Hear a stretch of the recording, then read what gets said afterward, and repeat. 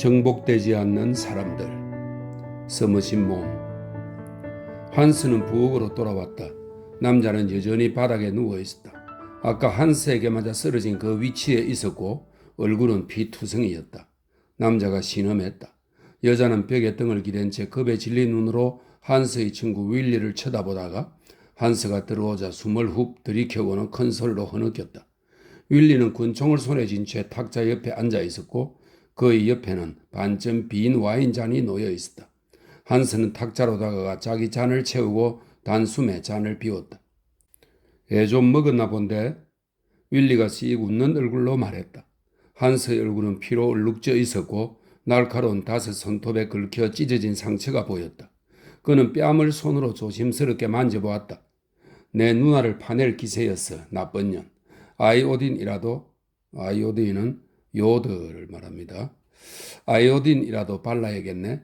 여자는 이제 얌전해. 너희 차례야. 난 모르겠어. 할까? 이러다 늦겠어? 바보 소리 마. 너 사내 아냐? 늦으면 뭐 어때? 어차피 길을 잃은 마당에? 아직 햇빛이 있었고 서쪽으로 넘어가는 햇살이 농가 부엌 창문으로 비쳐들었다. 윌리는 잠시 망설였다. 그는 작은 체구에 얼굴이 너무레하고 마른 남자였다. 입대하기 전의 직업은 의상 디자이너였다.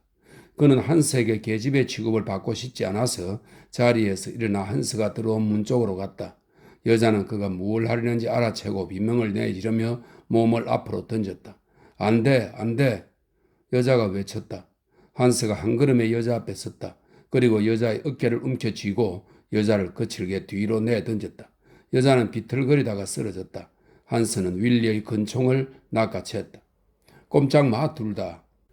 한스는 프랑스로 찌끄렸지만 후두음이 강한 독일식 악센트가 섞여 있었다. 한스가 고갯짓으로 문을 가리켰다. 가봐, 이들은 내게 맡겨.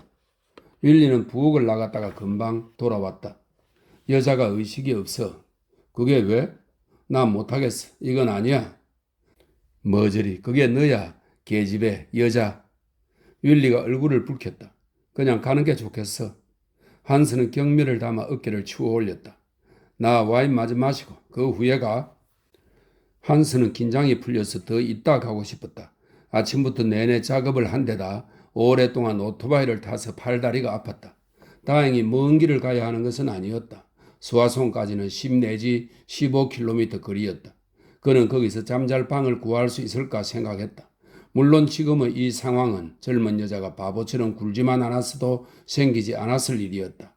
한스와 윌리는 길을 잃는 바람에 들판에서 일하는 농부를 불러 세웠는데 농부가 일부러 엉뚱한 길을 알려주어 어느 새길에 이르렀다. 그들은 그 농장으로 돌아가서 방향을 물으러 차를 멈추었다. 그리고 대단히 정중하게 길을 물었다. 프랑스인들이 얌전히 행동하는 한 친절히 대해주라는 명령이 있었기 때문이다. 젊은 여자가 문을 열더니 수화성으로 가는 길을 모른다고 대답했다. 그들은 집 안으로 밀고 들어갔고 한스가 추측한 대로 젊은 여자의 엄마인 듯한 여자가 길을 알려주었다. 그들 셋, 그러니까 농부와 그의 아내, 그들의 딸은 막 저녁 식사를 끝낸 참이었다. 탁자에 와인 한 병이 놓여 있었다. 한스는 그것을 보고 지독한 갈증을 느꼈다. 날이 푹푹 찌듯 더운데 정오부터 물 한 모금 마시지 못했기 때문이다. 그는 그들에게 와인을 달라고 청했고 윌리는 값을 치르겠다고 덧붙였다. 윌리는 좋은 녀석이었지만 물러터진 구석이 있었다. 어쨌든 그들은 승리자 아닌가? 프랑스 군대는 어디 있는가? 그놈들은 잽싸게 주랭랑을 놓았다.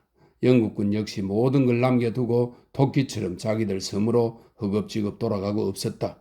원하는 걸 뜻대로 취하는 것이 정복자 아니던가? 하지만 윌리는 2년간 파리의 의상실에서 일한 적이 있었다. 그가 프랑스를 잘하는 것도 그래서 이 임무를 맡은 것도 사실이지만 그 경험이 그를 바꿔놓은 것이 분명했다. 퇴폐적인 인간들, 독일인이 그런 자들 틈에 살아서 좋을 건 없었다. 농부의 아내는 탁자에 와인병을 2개 놓았고 윌리는 주머니에서 20프랑을 꺼내 그녀에게 주었다. 그녀는 고맙다는 말조차 하지 않았다.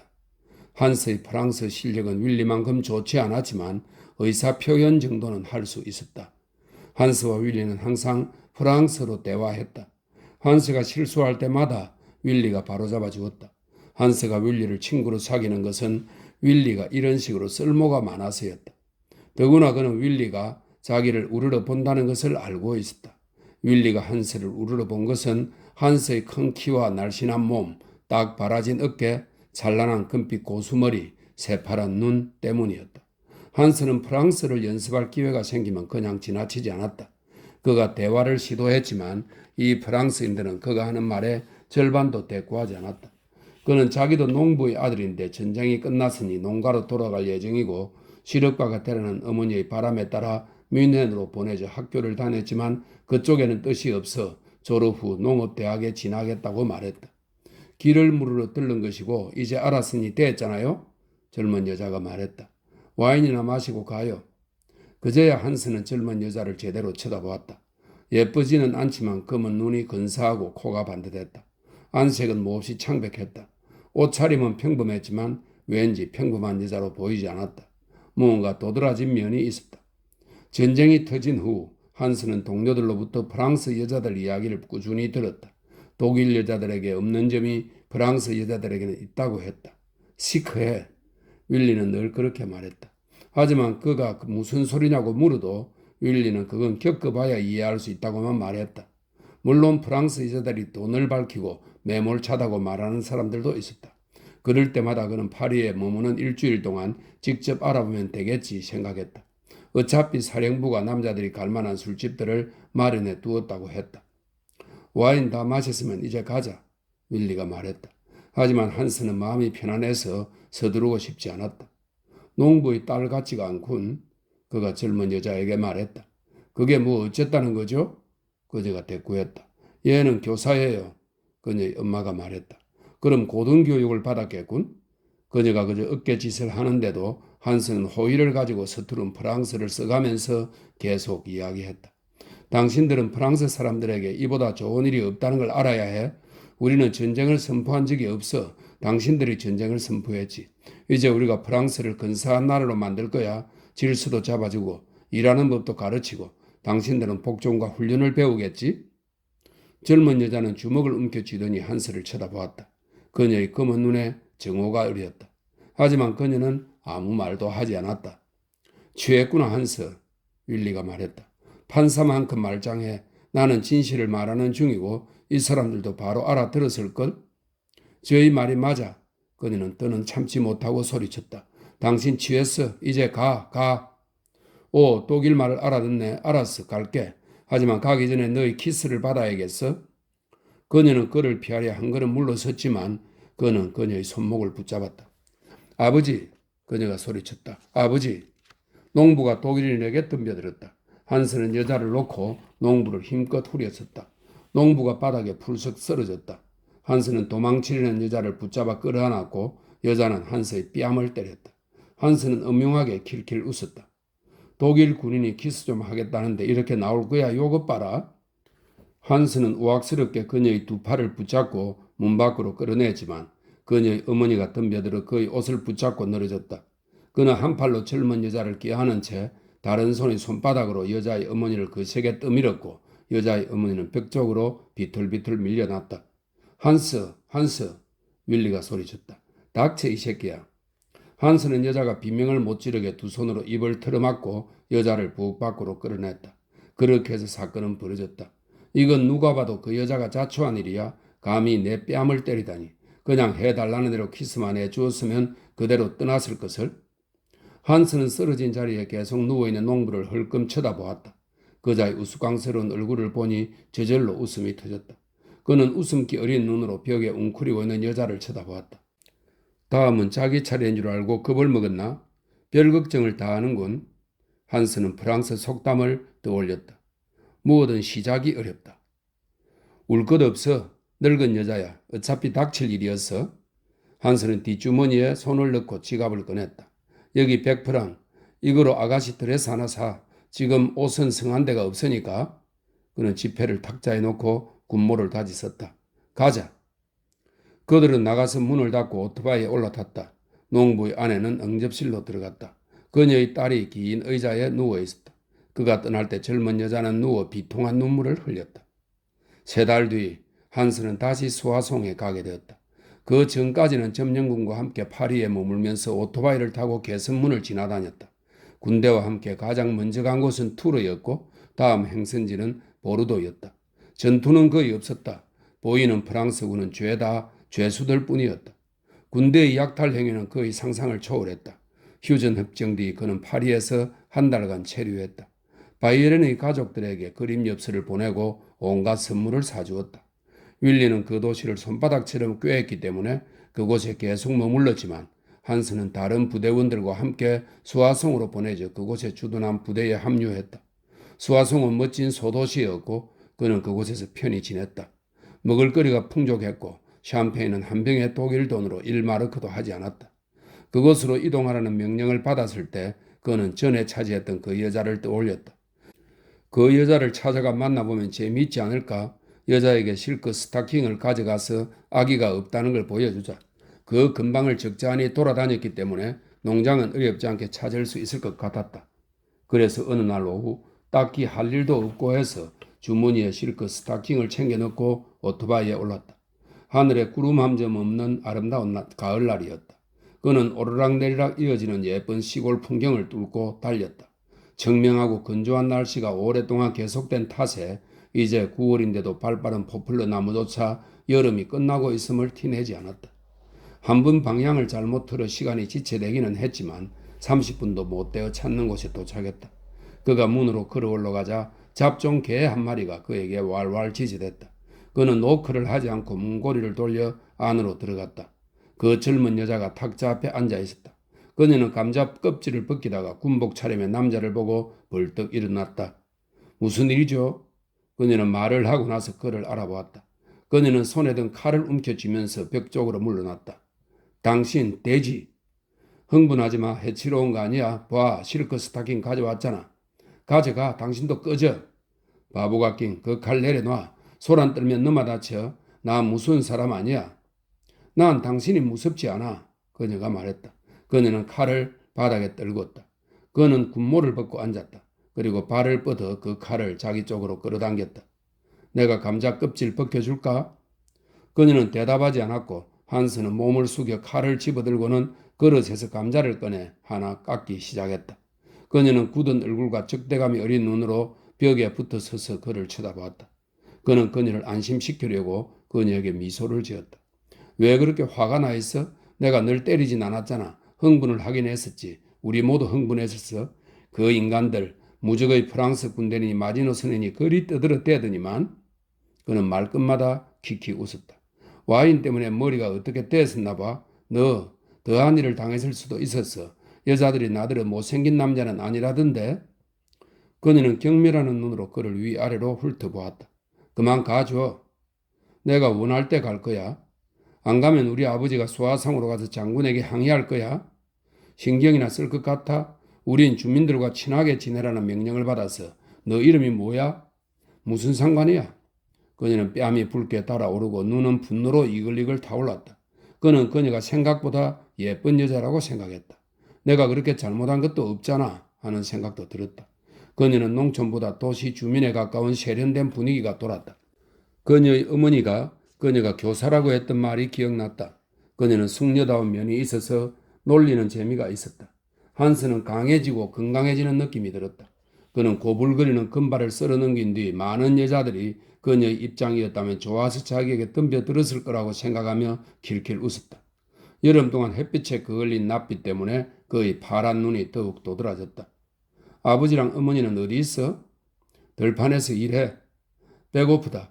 빵이랑 치즈, 와인 한 잔만 줘. 돈 낼게. 그녀는 격렬한 웃음을 터뜨렸다. 치즈는 3달 동안 구경도 못했어. 빵도 부족해서 늘 배가 고파. 1년 전에는 프랑스인들이 우리 말을 가져가더니 이제는 독일인들이 우리 소, 우리 돼지, 우리 닭 모든 걸 가져갔어. 돈을 주고 가져갔을 텐데 그들이 준 그 무가치한 종이돈을 먹을 수는 없잖아. 그녀는 울기 시작했다. 배고파서 그래? 아니. 그녀는 비통하게 대답했다.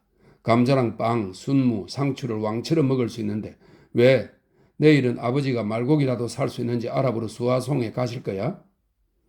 이봐 아가씨, 나는 그런 나쁜 놈이 아니야. 내가 치즈를 조금 가져다 줄게. 가능하면 햄도 조금 구해볼게. 너 선물 필요 없어. 너희 돼지들이 우리에게서 빼앗아간 음식을 건드리느니 굶고 말지. 두고 보자고. 그가 유쾌하게 말했다. 그는 군모를 쓰고 일어서서 또 봐 아가씨. 하고 말하면서 걸어 나갔다.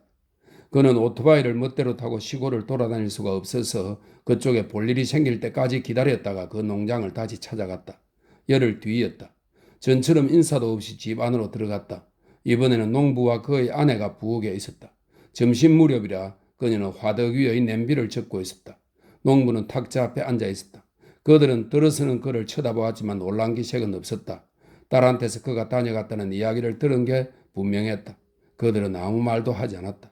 아내는 하던 요리를 계속했고 농부는 시무룩한 표정으로 탁자의 유포는 물이 스며들지 않게 한쪽으로 기름을 먹인 천입니다. 식탁보로 많이 쓰였다고 하네요. 탁자의 유포를 쳐다보았다. 하지만 그 정도에 당황할 유쾌한 한스가 아니었다. 안녕하세요 여러분. 그가 명랑하게 말했다. 선물 가져왔어요. 그는 가져온 꾸러미를 풀고 큼직한 그리에르 치즈 한 덩이와 돼지고기 한 조각, 정어리 통조림 2개를 펼쳐놓았다. 여자가 돌아섰다. 한스는 그녀의 눈에서 번뜩이는 욕망을 보고 미소를 지었다. 농부는 음식을 뚱하게 쳐다보았다. 한스는 농부에게 한박 웃음을 지었다. 여기 처음 온 날 오해가 있었던 건 미안하게 됐습니다. 하지만 당신들도 끼어든 건 잘못이에요. 그때 이 집 딸이 들어왔다. 뭐 하는 거야? 그녀가 매섭게 외쳤다. 그녀의 시선이 그가 가져온 것들에 닿았다. 그녀는 그것들을 한 대 집어서 그에게 던졌다. 가져가라고. 하지만 그녀의 어머니가 재빨리 앞으로 나섰다. 아네트, 너 미쳤니? 저 사람 선물은 받지 않겠어요. 이건 우리한테서 빼앗은 우리 음식이야. 저 정어리 좀 봐. 보르드 정어리잖아. 그녀의 어머니는 그것들을 주었다. 한스는 장난기 어린 연 파란색 눈으로 젊은 여자를 쳐다보았다. 아네트가 너 이름이야? 예쁜 이름이네. 작은 음식인데 부모님이 드시는 게 아까워? 3달 동안 치즈를 못 먹었다면서 햄은 가져오지 못해서 최선을 다해 가져온 거야? 농부의 아내는 두 손으로 고기를 덥석 집어서 가슴에 꼭 품었다. 거기다 입이라도 맞출 태세였다. 아네트의 뺨을 따라 눈물이 흘러내렸다. 치욕스러워. 그녀가 고통스럽게 말했다. 에이, 그리에르 치즈 조금과 돼지고기 한 조각을 가지고 무슨 치욕 타령이야? 한스는 앉아서 담배에 불을 붙였다. 그리고는 담배갑을 늙은 남자에게 넘겼다. 농부는 잠시 망설였지만 유혹이 워낙 강했기 때문에 한 개비를 꺼내고 나서 담배갑을 돌려주었다. 가지세요. 한스가 말했다. 난 또 구할 수 있어요. 그는 연기를 들이마시고는 구름 같은 연기를 콧구멍으로 훅 뿜어냈다. 우리가 친구가 못 될 것도 없잖아요. 이미 일어난 일은 일어난 일입니다. 전쟁은 전쟁이고요. 무슨 말인지 아실 겁니다. 아네트는 교육받은 여자예요. 난 아네트에게 잘 보이고 싶습니다. 아마도 우리는 상당한 기간 동안 소화성에 머물 것 같습니다. 가끔 도움이 될 만한 것들을 가져다 드리죠. 우리는 마을 사람들과 친해지려 애쓰는데 사람들은 우리를 받아주지 않아요. 우리가 거리를 지나가도 눈길조차 주지 않아요. 윌리랑 왔을 때 일어난 일은 사고였어요. 나를 겁낼 필요는 없습니다.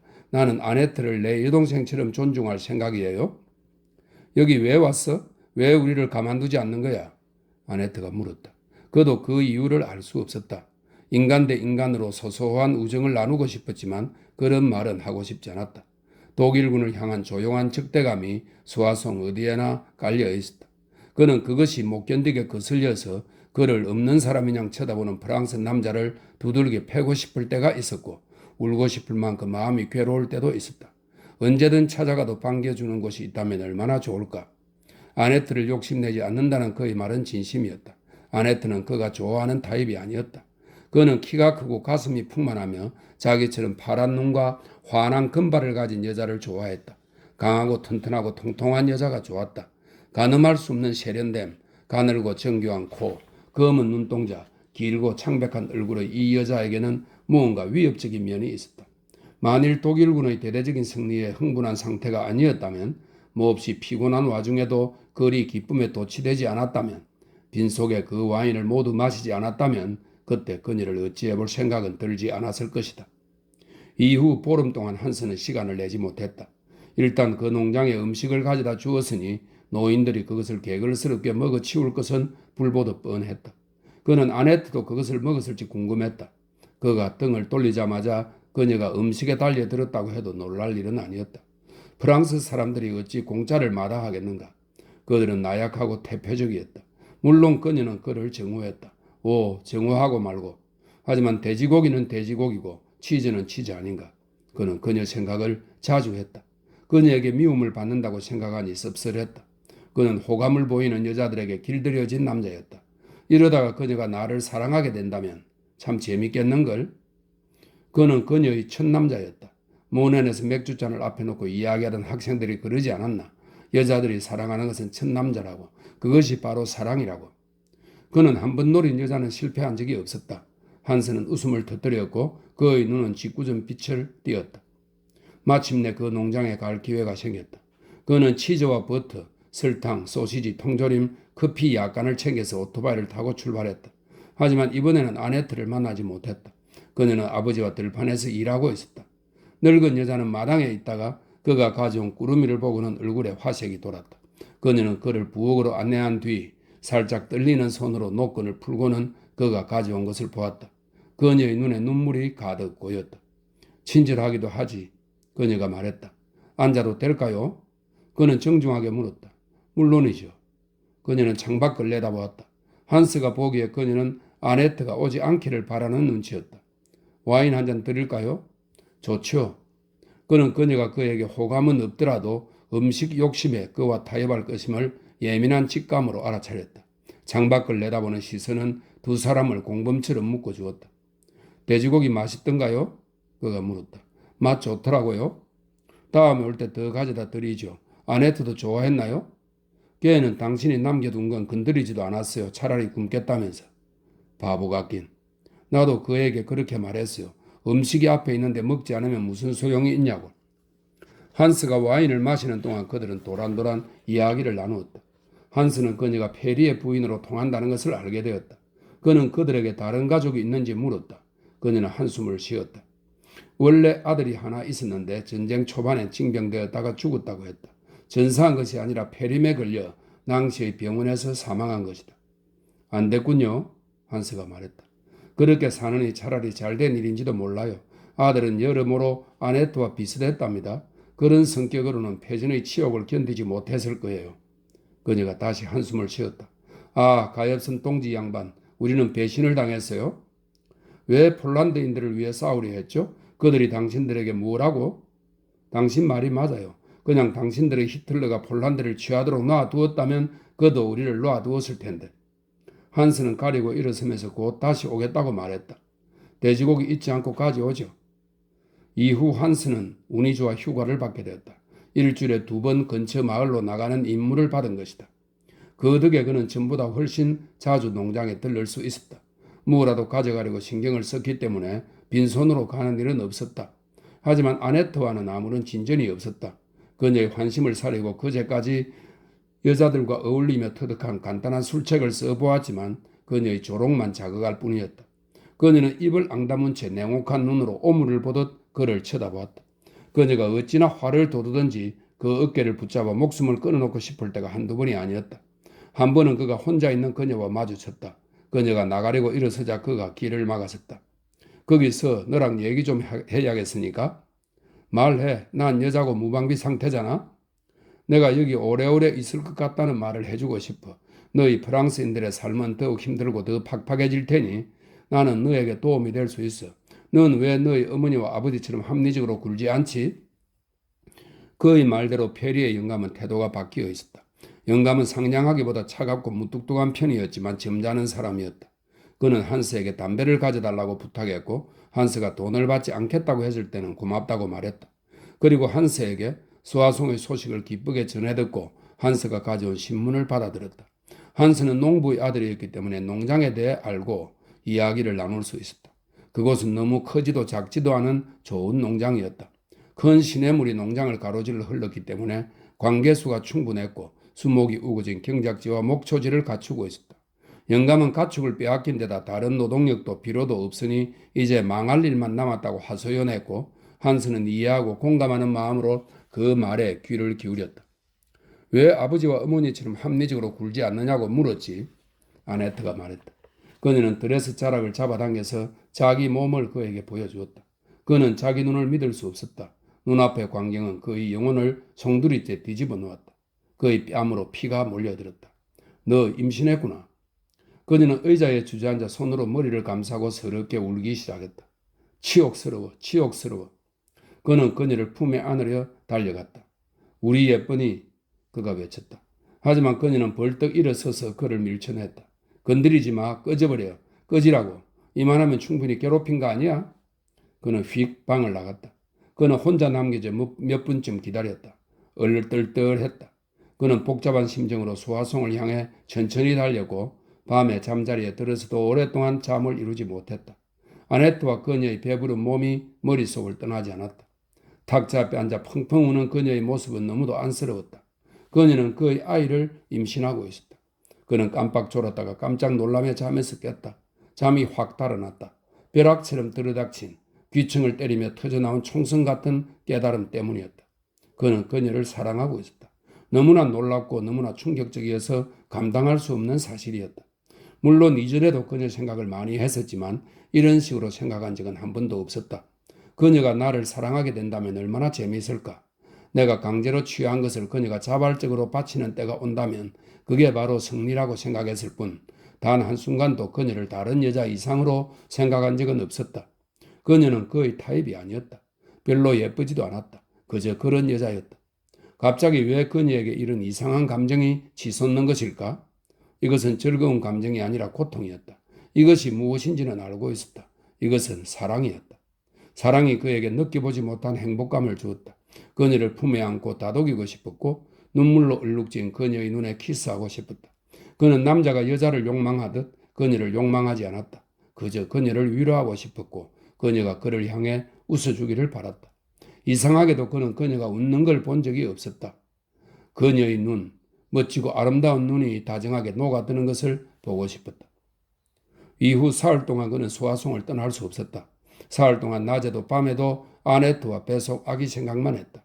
사흘 뒤 그는 농장을 다시 찾아갈 수 있었다. 페리의 부인을 혼자 만나고 싶었는데 마침 그 집에서 얼마간 떨어진 길에서 그녀를 만날 수 있었다. 그녀는 숲에서 주운 나뭇가지로 커다란 나무찜을 꾸려 등에 지고 집으로 돌아가는 길이었다. 그는 오토바이를 멈추었다. 그녀가 그에게 호의를 보이는 건 오직 그가 가져다주는 식량 때문이었지만 상관없었다. 그녀가 예의를 지키고 있고 그에게서 얻어낼 것이 있는 한 계속 그럴 것이라는 사실만으로 충분했다. 그는 그녀에게 할 이야기가 있으니 짐을 내려놓으라고 말했다. 그녀는 시키는 대로 했다. 구름이 낀 흐린 날이었지만 춥지는 않았다. 아네트 일 알아요. 그가 말했다. 그녀는 깜짝 놀랐다. 어떻게 알았어요? 걔가 당신에게 알리지 않으려 했는데? 본인이 말했어요. 그날 저녁 당신이 용케 해냈지 뭐요? 난 몰랐어요. 왜 진작 말하지 않았죠? 그녀는 말하기 시작했다. 비통한 어조도 아니었고 그를 원망하는 기색도 없었다. 그저 섭리에 의한 불운인 양, 암소가 송아지를 낳다가 죽은 것처럼 혹은 봄의 서리가 나무를 핥히고 작물을 망친 것처럼 인간이 체념하며 겸허하게 받아들여야 하는 불행인 것처럼 말했다. 그 참혹한 밤 이후 아네트는 며칠 동안 침대에 누워 고열에 시달렸다. 그들은 그녀가 그대로 정신을 놓는 게 아닌가 생각했다.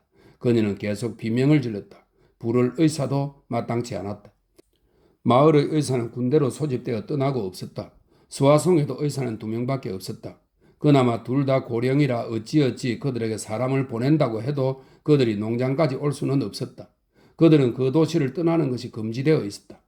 아네트는 열이 내린 후에도 너무 아파 침대를 떠날 수 없었다. 이후 간신히 기운을 차렸지만 보기에 딱할 만큼 아주 허약하고 창백했다. 충격이 너무 컸다.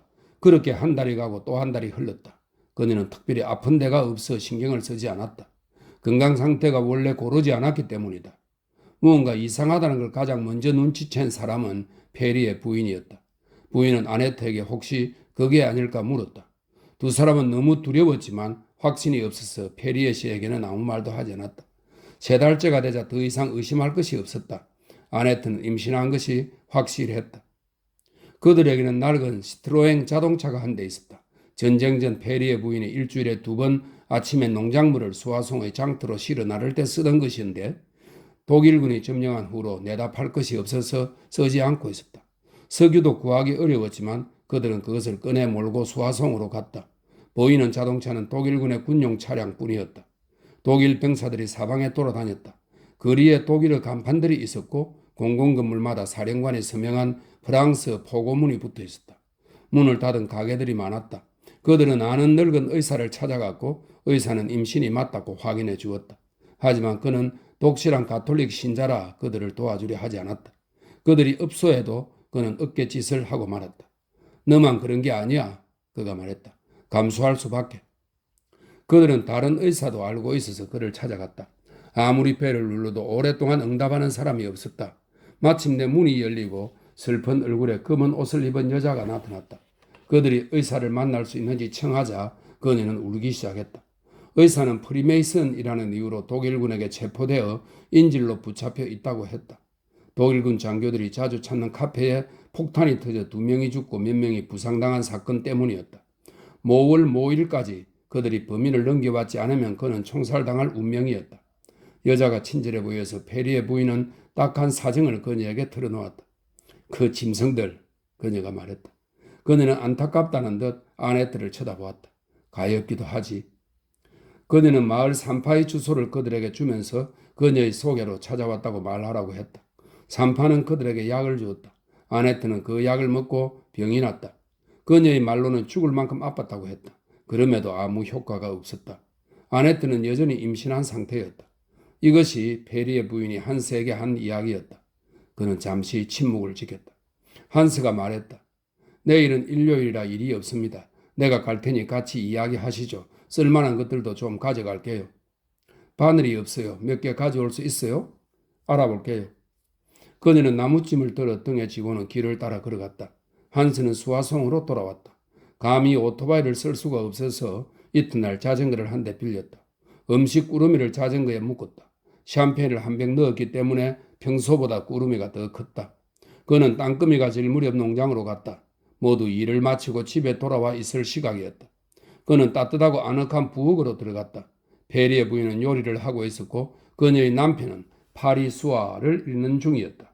파리수아는 1923년부터 44년까지 파리에서 발행된 일간지입니다. 읽는 중이었다. 아네트는 스타킹을 입고 있었다. 바늘을 좀 가져왔어요. 그가 꾸러미를 풀면서 말했다. 당신 것도 있어, 아네트. 필요 없어. 설마. 그가 씩 웃었다. 이제 슬슬 아기 물건을 만들어야 할 거야? 맞아, 아네트. 그녀의 어머니가 말했다. 그런데 우리에겐 아무것도 없지 않니? 아네트는 바느질 까면서 고개를 들지도 않았다. 페리의 부인의 탐욕스러운 눈이 꾸러미 안의 물건들을 훑었다. 샴페인이네. 한스가 킥킥 웃었다. 이걸 왜 가져왔는지 말하죠. 계획이 생겼어요? 그는 잠시 주저하다가 의자를 끌어내서 아네트 맞은편에 앉았다. 어디서부터 말해야 할지 모르겠군. 그날 밤 내가 한 짓은 미안해. 아네트. 내 잘못은 아니었어. 상황이 그랬던 거지. 나 좀 용서해 주면 안 돼? 그녀는 정화하는 눈초리로 그를 쳐다보았다. 어림없어. 왜 날 내버려 두지 않지? 내 인생을 망가뜨린 것만으로 부족해? 그래서 그런 거구나. 반드시 나 때문이라고 할 수는 없지. 너가 아기를 가졌다는 걸 안 순간 내게 이상한 변화가 일어났어. 이제 모든 게 달라졌어. 난 너무나 자랑스러워. 자랑스러워? 그녀는 매서운 눈길을 그에게 휙 던졌다. 난 너가 그 아이를 낳았으면 좋겠어. 아네트, 너가 아기를 없애지 못해 다행이야? 그런 말을 잘도 짓거리네. 내 말 좀 들어봐. 일단 알고 나니까 다른 생각은 할 수가 없어서 6개월 뒤면 전쟁이 끝나. 봄에 우리가 영국인들을 굴복시킬 거니까 놈들은 아무런 가망이 없어. 그때 제대하고 나서 너랑 결혼할게. 너가? 왜? 그는 구릿빛 피부가 빨개지도록 얼굴을 붉혔다. 도저히 프랑스어로 말할 용기가 없어 독일어로 말했다. 그녀가 알아들을 것을 알고 있었다. 너를 사랑해. 이 사람이 뭐라고 하는 거니? 페리의 부인이 물었다. 나를 사랑한대요. 아네트는 고개를 뒤로 획 젖히고는 한바탕 거센 웃음을 터뜨렸다. 웃음소리는 갈수록 커졌고 그녀는 웃음을 멈추지 못했다. 그녀의 눈에 눈물이 흘러내렸다. 페리의 부인이 아네트 양쪽 뺨을 힘차게 번갈아 때렸다. 신경 쓰지 말아요. 페리의 부인이 한스에게 말했다. 히스테리 발작이에요. 얘 상태가 그래요. 아네트는 크크 웃음을 삼키면서 자제심을 되찾았다. 샴페인은 우리 약혼을 축하하려고 가져온 거야. 한스가 말했다. 가장 원통한 게 뭔지 알아? 아네트가 말했다. 우리가 바보들한테 졌다는 거야. 바보 천치들한테. 한스는 계속 독일어로 말했다. 너가 아기를 낳는다는 걸 알기 전까지는 내가 널 사랑한다는 걸 몰랐어. 벼락이 치듯 갑자기 깨달았지만 그동안 내내 늘 사랑했던 것 같아. 뭐라고 하는 거니? 페리의 부인이 물었다. 잡소리예요. 그는 프랑스로 돌아왔다. 아네트의 부모님에게도 그가 하는 말을 들려주기 위해서였다. 누가 뭐래도 난 너랑 결혼할 거야. 나를 하찮은 놈으로 생각하지는 마. 우리 아버지는 부자야. 우리 집안은 평판이 좋아. 내가 장남이라 넌 부족함 없이 살 수 있어. 가톨릭인가? 페리의 부인이 물었다. 네, 가톨릭입니다. 그거 괜찮네. 우리는 아름다운 시골에 살아. 땅도 기름지고 모넨과 인스부르크 사이에서는 우리 농장이 제일 좋아. 70년대에 전쟁이 끝나고 나서 우리 할아버지가 그 땅을 사셨어. 자동차랑 라디오도 있어. 전화도 있고. 아네트는 아버지를 돌아보았다. 세상의 요령이란 요령은 다 가진 남자네요. 이 신사부는. 그녀는 아이러디하다는 투로 외쳤다. 그러고는 다시 한스를 쳐다보았다. 내 신분이 아주 근사해지겠는걸? 결혼도 안 하고 애부터 난 정복당한 나라에서는 외국인. 나에게 행복할 기회를 제안하는 거네. 그치? 아주 멋진 기회야. 말수가 적은 페리에 씨가 처음으로 말문을 열었다. 안 될 말이야. 당신이 훌륭하게 처신하고 있다는 건 알아요. 나는 지난번 전쟁도 겪은 사람이요.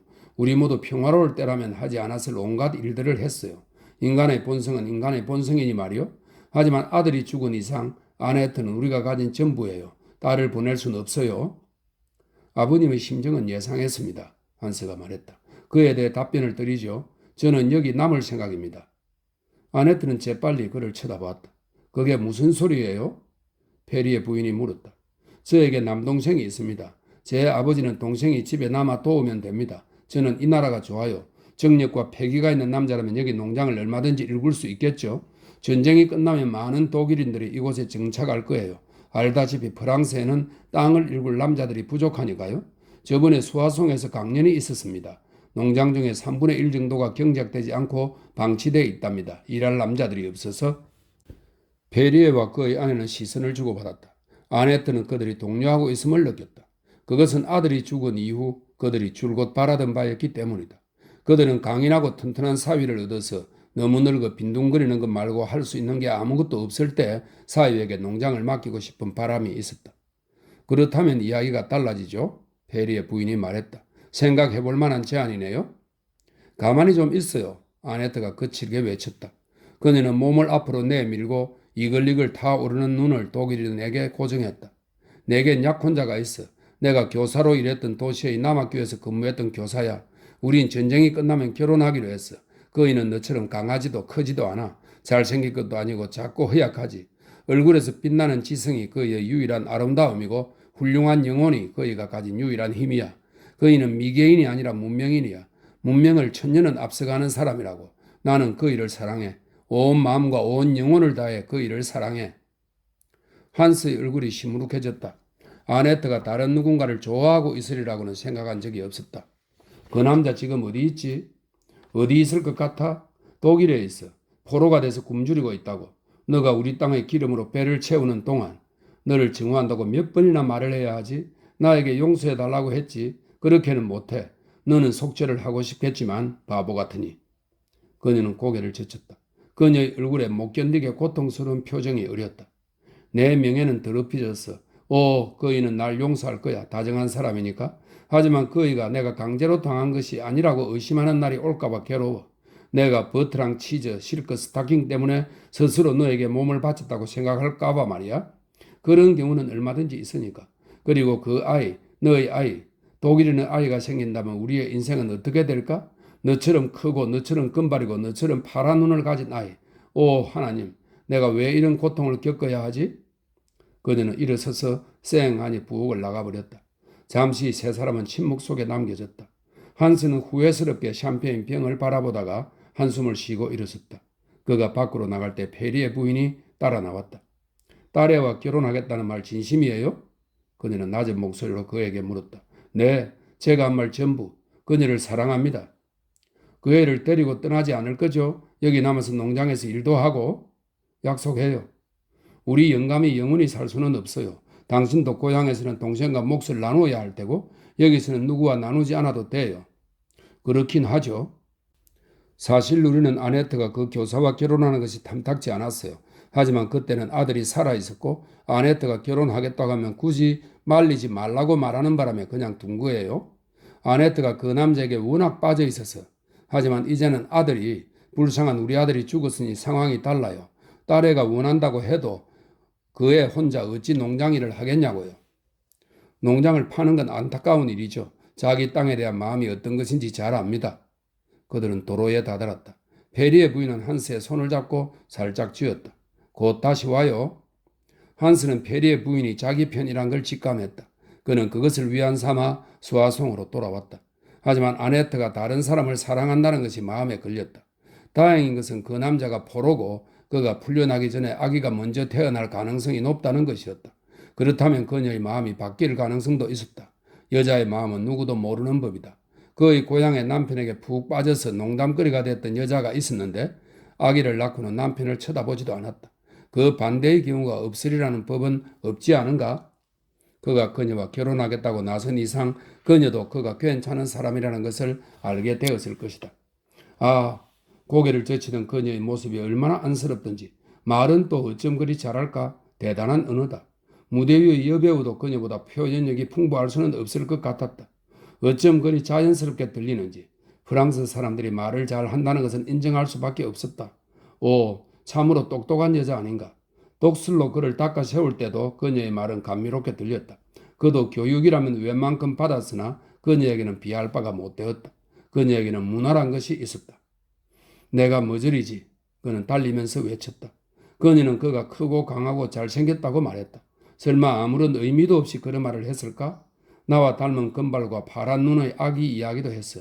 내 얼굴에 강한 인상을 받지 않았는데도 그런 말을 한 거라면 내가 네덜란드인지? 그는 킥킥 웃었다. 시간을 갖자. 인내심을 가지고 일이 알아서 해결되도록 두어야겠어? 여러 날이 지났다. 서하송의 부대장은 나이가 많고 관대한 사람이었고 봄이 되면 펼쳐질 상황을 생각해 부하들을 너무 몰아붙이지 않았다. 독일 신문은 영국이 독일 공군에 의해 초토화되었고 영국 국민들은 공포에 질려 있다고 말했다. 잠수함들이 영국 선박들을 여러 척 침몰시켜서 그 나라는 굶주리고 있고 혁명이 임박했다고. 여름이 오기 전 전쟁이 끝나면 독일인들이 세상의 주인이 될 거라고 했다. 한스는 고향의 부모님에게 편지를 써서 농장을 가진 프랑스 여자와 결혼할 것이고 그녀와 멋진 농장을 갖게 되었다고 말했다. 그리고 아직은 전쟁과 환율로 헐값에 땅을 살 수 있으니 소유주를 늘리고 싶다면서 동생들의 가족의 재산 중 그의 몫을 담보로 돈을 빌려달라고 청했다. 그리고 페리의 영감과 같이 농장을 둘러보았다. 영감은 한스의 계획을 묵묵히 귀담아 들었다. 한스는 농장에 부족한 것들을 보충해야 하는데 자기가 독일인이니 해결할 수 있을 거라면서 낡은 트랙터는 좋은 독일산 신제품으로 교체하고 전동 쟁기도 장만하겠다고 했다. 그리고 농장에서 수익을 거두기 위해서는 현대 발명품을 활용해야 한다고 말했다. 나중에 페리의 부인이 전한 바에 따르면 남편은 한스가 그리 나쁜 사람이 아니며 아는 것도 많다고 했다고 한다. 이제 페리의 부인은 한스에게 대단히 상냥했고 일요일 점심은 꼭 같이 먹고 싶어 했다. 그리고 그의 이름을 프랑스식으로 바꾸어 장이라고 불렀다. 그는 일손이 필요하면 언제든 기꺼이 손을 보탰다. 날이 갈수록 아네트가 못하는 일이 하나둘 늘어나는 상황이라 어떤 일이든 마다하지 않는 남자가 있다는 것은 그들에게 큰 힘이 되었다. 아네트는 격렬한 적대감을 조금도 누그러뜨리지 않았다.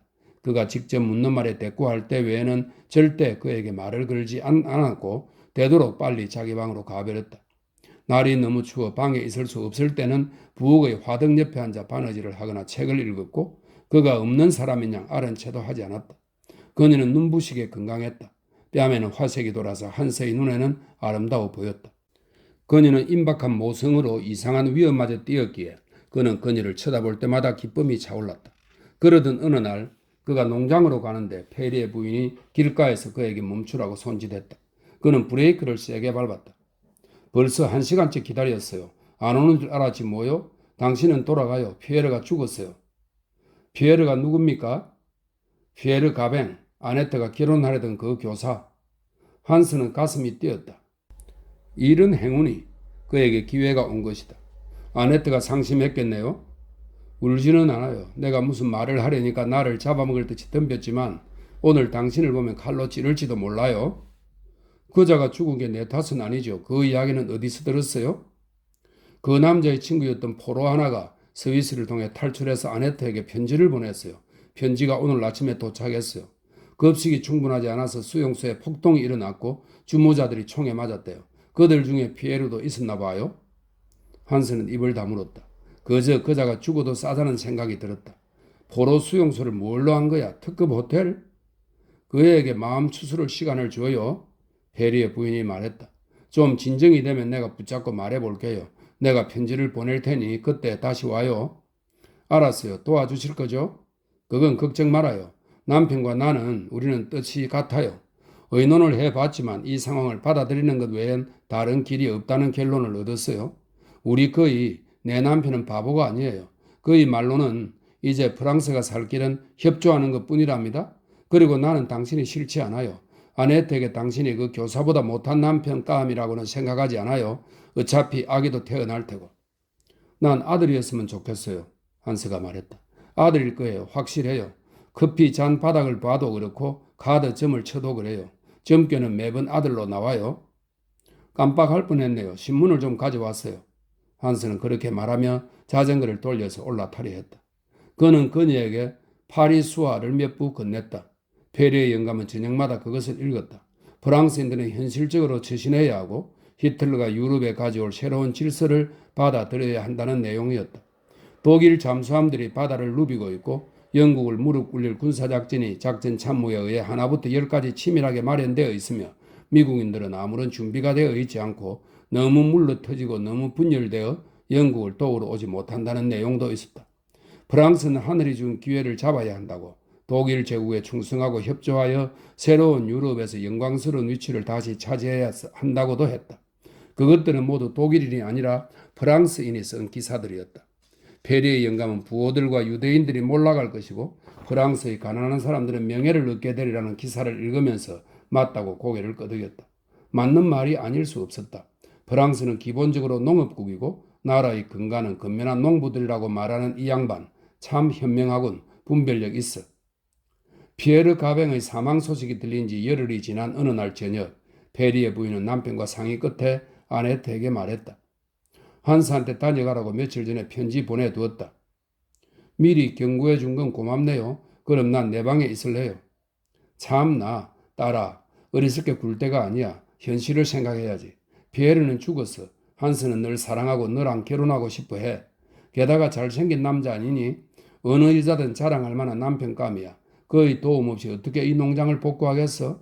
한스가 트랙터와 쟁기를 자기 돈으로 사겠단다. 지난 일은 지난 일이니 그만 잊어. 그런 얘기는 해봐야 입만 아파요, 어머니. 난 내 힘으로 밥벌이를 했었고 다시 내 힘으로 밥벌이를 할 수 있어요. 난 그 사람이 싫어요. 그 사람의 허영도 오만함도 싫어요. 죽여도 시원치 않을 인간이에요. 그 사람이 날 고문했던 나도 그 사람을 고문하고 싶어요. 그 사람이 내게 상처를 준 만큼 그 사람에게 상처 줄 방법이 있다면 죽어도 여한이 없을 것 같아요. 어쩜 저리 미련할까 가엾은 것. 너희 어머니 말이 맞다 딸아. 페리에가 말했다. 우린 패배했고 결과를 받아들여야 해. 최대한 유리한 쪽으로 정복자들과 타협할 수밖에 없어. 우리가 그들보다 현명하니 가진 패를 잘 활용하면 우리가 우위에 설 수도 있어. 프랑스는 부패해서 이 나라를 망친 건 부호들과 유대인들이야. 신문을 읽어보렴 너도 알게 될 거다. 그 신문을 내가 믿을 것 같아요? 그 사람이 독일인들한테나 팔리는 걸 왜 아버지에게 가져다 주겠어요? 그걸 쓴 사람들, 그 사람들은 배신자들이에요. 오 하나님, 꼭 살아서 그놈들이 군중에게 갈갈이 찢기는 꼴을 보게 해주세요. 매수된 거예요. 하나하나가 독일 돈에 매수된 거라고요? 페리의 부인은 분통이 터졌다. 대체 왜 그 청년을 거부하는 거니? 그 청년이 늘 강제로 취했어. 그래, 그때 그 사람은 술에 취했지. 여자가 그런 일을 당하는 게 처음 있는 일도 아니고 마지막도 아닐 거야. 그 사람이 너희 아버지를 때렸고 너희 아버지는 돼지처럼 피를 흘렸지만 너희 아버지가 그 사람에게 앙심을 품었더냐? 불쾌한 사건이었지만 난 다 잊었다. 페리에가 말했다. 아네트는 거칠게 웃음을 터뜨렸다. 성직자가 되지 그러셨어요? 상처받은 걸 진정한 기독교 정신으로 기꺼이 용서하시다니. 그게 잘못이냐? 페리의 부인이 발끈해서 물었다. 그 남자는 보상을 하려고 최선을 다했어. 그 남자가 아니었으면 지난 몇 달 동안 너희 아버지가 어디서 담배를 구했겠니? 우리가 굶주리지 않은 것도 다 그 사람 덕이야. 자존심이 조금이라도 있었다면, 품이라는 것이 조금이라도 있었다면 그 선물을 그 사람 얼굴에 던졌어야죠. 너도 떡을 봤잖니? 아니니? 아니요, 아니에요. 알면서 거짓말 하지 마라. 넌 그 남자가 가져온 치즈랑 버터, 정어리는 거부하고 먹지 않았지. 하지만 너가 먹은 수프는 내가 그 사람이 가져온 고기를 수프에 넣는다는 건 너도 알잖아. 오늘 밤 너가 먹은 샐러드는 그 사람이 가져온 기름이 아니었으면 맛대가리 없는 샐러드를 먹었을 테지. 아네트는 크게 한숨을 쉬었다. 그리고 손으로 눈을 가렸다. 알아요. 노력했지만 어쩔 수 없었어요. 너무 배가 고팠어요. 네, 그 사람이 가져온 고기가 수프에 들어간 걸 알면서도 그걸 먹었어요. 너무 먹고 싶었어요. 그걸 먹은 건 내가 아니에요. 내 아내의 굶주린 짐승이 먹은 거죠. 이러니 저러니 해도 어쨌든 먹었잖아. 치욕스러워. 절망적이야. 그놈들은 탱크와 비행기로 먼저 우리의 힘을 꺾어놓고 우리가 무장 해제되니까 굶기는 것으로 우리의 영혼을 꺾고 있어. 딸아, 징징거려봐야 아무짝에도 쓸모없단다. 교육을 받았던 애가 정말 분별력이 없구나. 지난 일은 잊고 너희 아기에게 아버지나 만들어주어. 게다가 일꾼 두 몫을 하는 훌륭한 일손이 농장에 생기는 거야. 분별력이 있다면 그렇게 해. 아네트는 지친 듯 어깨짓을 했고 두 사람은 입을 다물었다. 이튿날 한스가 찾아왔다. 아네트는 그에게 부르퉁한 표정을 지을 뿐 말을 하지도 움직이지도 않았다. 한스는 미소를 지었다. 달아나지 않으니 고마운걸? 그가 말했다. 부모님은 당신을 오라고 해놓고 마을로 내려갔어. 이왕 이렇게 된 거 딱 부르지게 말해둬야겠어. 앉아. 그는 외투와 군모를 벗고 의자를 탁자로 끌어왔다. 부모님은 내가 당신과 결혼하기를 바라시어. 약삭스레 선물과 약속으로 부모님을 잘도 구워 삶았던데 부모님은 너가 가져온 신문에서 읽은 것들을 전부 믿어. 분명히 말하지만 나는 절대 너와 결혼하지 않아. 내가 너보다 정오하는 인간은 이 세상에 존재하지 않을 거야. 나는 독일어로 이야기할게. 넌 내가 하는 말을 이해할 수 있을 거야. 물론이야. 독일어를 가르쳤으니까. 2년 동안 슈투트가르트에서 여자아이 둘의 가정교사 노릇을 했어. 그는 독일어로 이야기를 시작했지만 그녀는 프랑스어로 계속 말했다. 나는 너를 사랑할 뿐만 아니라 너를 존경해. 너의 특별함과 너의 우아함을 존경해. 너에게는 내가 알 수 없는 면이 있어. 나는 너를 존경해. 얼마든지 가능한데도 너는 나와 결혼하려 하지 않는군. 하지만 피에르는 죽었어. 거인은 덜먹이지 마. 그녀가 격분에 소리쳤다. 선 넘지 말라고. 그가 죽어서 안타깝다는 말을 하려는 거야. 독일 간수들이 총에 무참히 죽었어. 시간이 흐르면 그를 잃은 슬픔이 무뎌질지도 몰라. 사랑하는 사람이 죽으면 평생 잊지 못할 것 같아도 결국은 떠나보내게 되잖아.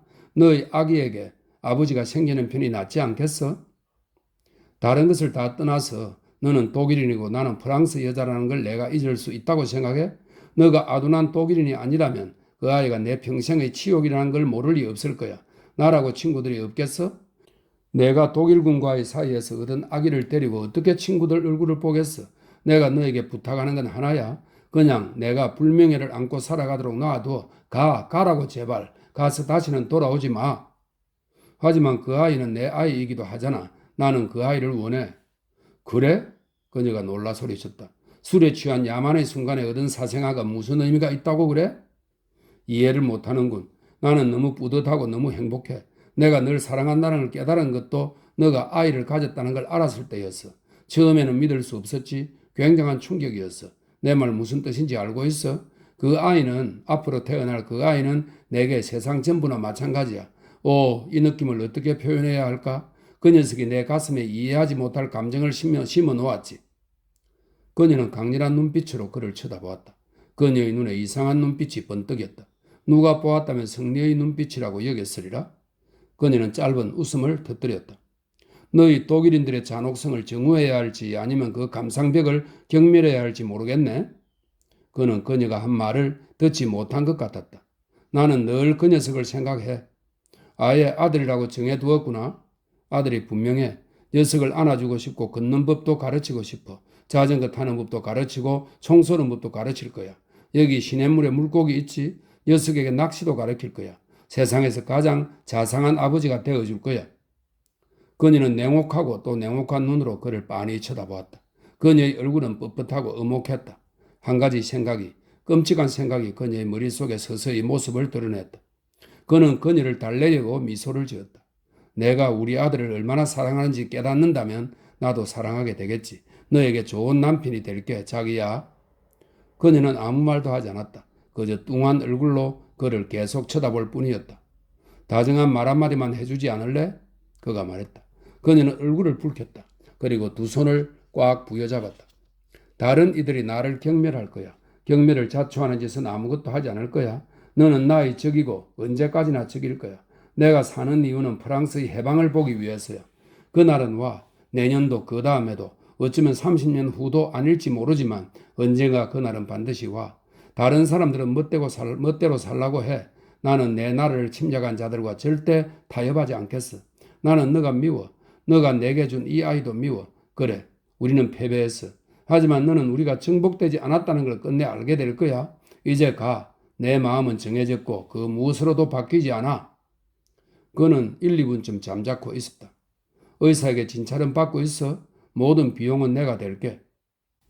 우리가 이 수치스러운 일을 동네방네 떠들고 다닐 것 같아? 필요한 건 어머니가 다 알아서 하실 거야. 하지만 사고가 생기면 어떡해? 너 일이나 신경 써. 그는 한숨을 쉬고 일어섰다. 그는 밖으로 나가서 문을 닫았고 그녀는 그가 도로로 이어지는 오솔길을 따라 내려가는 것을 지켜보았다. 분노 속에서 한 가지 깨달음이 일어났다. 그녀는 그의 말을 듣고 이제껏 그에게서 한 번도 느낀 적 없던 감정을 느낀 것이다. 오, 하나님, 제게 힘을 주소서. 그녀는 울부짖었다. 그가 길을 따라 내려갈 때 이 집에서 여러 해 기르는 늙은 개가 그에게 달려가 사납게 짖어댔다. 그는 벌써 몇 달째 개와 친해지려고 노력했지만 개는 그의 손길을 받아주지 않았고 그가 쓰다듬으려 할 때마다 물러나서 으르렁거리며 이빨을 드러냈다. 오늘도 어김없이 개가 덤벼들자 한스는 부하가 나서 개를 거세게 걷어찼다.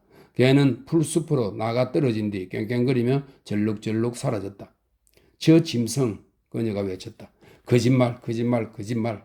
저자에게 연민을 느낄 뻔했다니 나는 정말 나약하구나. 문 옆에 거울이 하나 걸려 있었다. 그녀는 거울에 자신을 비춰보았다. 마음을 추스르고는 거울 속의 자신에게 미소를 지었다. 그러나 그것은 미소라기보다 기괴하게 일그러진 표정에 가까웠다. 사물이 되었다. 수화송의 주둔군 사이에 부산한 움직임이 일었다. 사열과 집중 훈련이 이어졌다. 소문이 파다했다. 다른 곳으로 이동하는 것은 분명했으나 일반 사병들은 그곳이 어디인지 추측만 할 뿐이었다.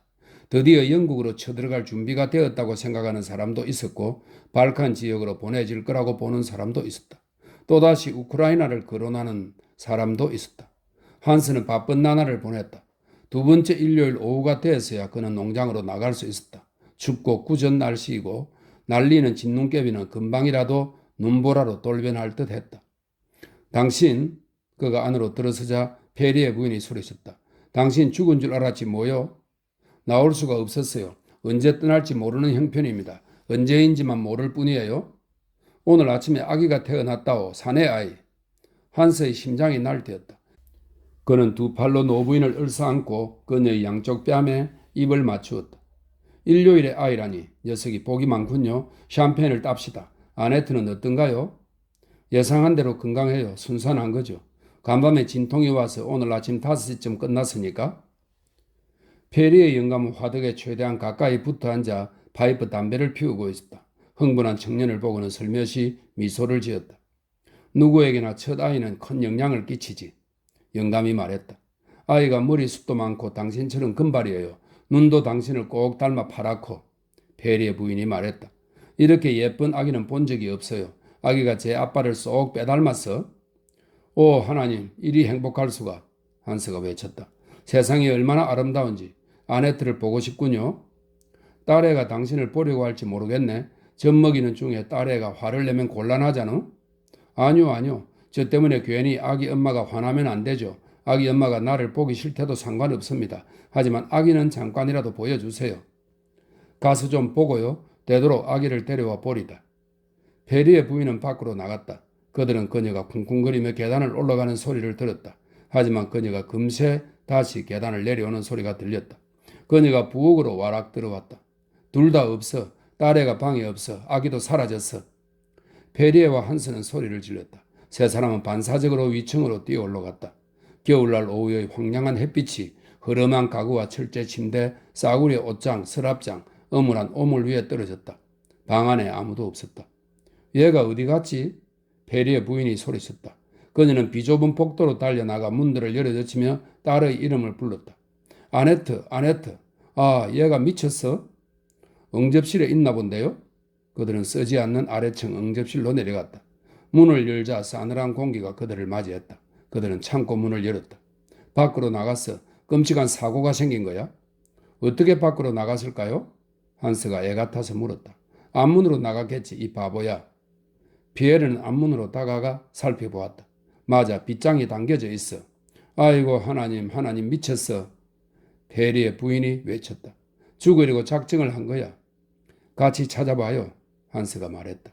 늘 부엌을 통해 드나들었기 때문에 그는 본능적으로 부엌으로 다시 달려 들어갔고 다른 사람들도 그를 따라갔다. 어느 쪽으로 갔을까? 개울. 노부인이 놀라며 말했다. 그는 급에 질려 돌로 변한 사람처럼 멈춰섰다. 그리고 얼이 빠져서 노부인을 쳐다보았다. 겁이나 죽겠어. 그녀가 외쳤다. 겁이나 죽겠어. 한스는 문을 열어젖혔다. 그가 문을 열었을 때 아네트가 안으로 걸어 들어왔다. 그녀는 빈손이었다. 잠옷과 연파란색 꽃무늬가 있는 분홍색 얇은 가운 차림이었다. 몸은 흠뻑 젖고 헝클어진 머리칼은 머리통에 들러붙어 가닥가닥 어깨로 늘어져 있었다. 그리고 시체처럼 창백했다. 페리의 부인이 아네트에게 달려들어 팔을 붙잡았다. 어디 갔었니? 가엾은 내 새끼 홀딱 젖었구나. 너 미쳤니? 하지만 아네트는 페리의 부인을 밀어냈다. 그리고 한스를 쳐다보았다. 마침 잘 왔어 너. 아기 어디 있어? 페리의 부인이 외쳤다. 곧장 실행할 수밖에 없어서 머뭇거리다간 용기가 나지 않을 것 같아서. 아네트 무슨 짓을 한 거야? 해야 할 일을 한 거야. 그걸 개울 속에 담그고 쥐고 있었어. 그것이 죽을 때까지. 한스는 비명을 내질렀다. 치명상을 입은 짐승의 울음소리였다. 그는 두 손으로 얼굴을 가리고 술 취한 남자처럼 비틀거리며 문 밖으로 뛰쳐나갔다.